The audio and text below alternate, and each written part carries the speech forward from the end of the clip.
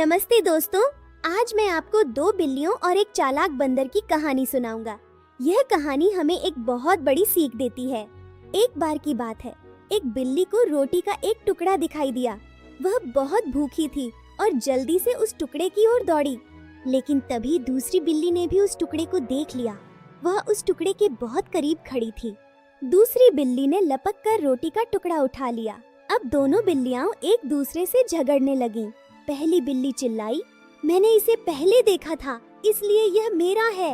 दूसरी बिल्ली ने जोर से म्याऊं कहा, लेकिन उठाया तो मैंने है, इसलिए यह मेरा है। मेरा है? नहीं मेरा है, मेरा है। बस यही शोर मचने लगा।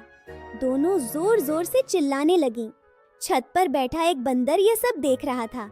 वह नीचे उतरा और बोला, बिल्लियों, तुम लड़ो नहीं, मैं तुम्हारी मदद करता हूँ। बिल्लियों ने पूछा, कैसे? बंदर बोला, तुम दोनों इस टुकड़े को बराबर बराबर क्यों नहीं बांट लेती? यह बात दोनों बिल्लियों को अच्छी लगी, पर सवाल यह था कि रोटी बराबर कौन बांटेगा।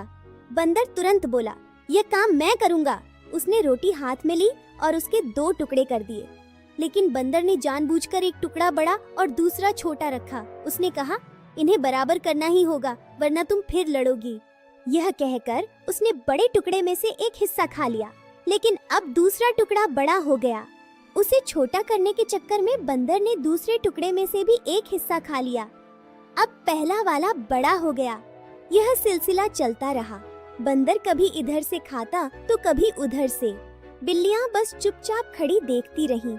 बंदर एक एक करके टुकड़े खाता गया। बिल्लियां कुछ कह भी नहीं पा रही थीं, क्योंकि उन्होंने ही उसे इंसाफ करने को कहा था। देखते ही देखते बंदर ने सारी रोटी खत्म कर दी। बिल्लियां बेचारी अब भी इंतजार ही कर रही थीं। रोटी खत्म होते ही बंदर खौ खौ करते हुए वहां से भाग गया।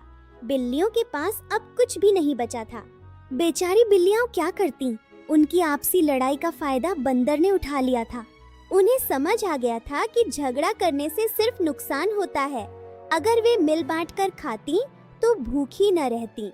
दोस्तों, इस कहानी से हमें यह शिक्षा मिलती है कि दो की लड़ाई में हमेशा तीसरे का फायदा होता है।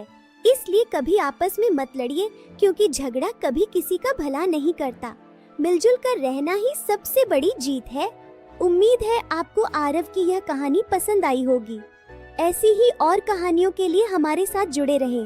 अपना ख्याल रखिए और हमेशा खुश रहिए। फिर मिलेंगे एक नई कहानी के साथ।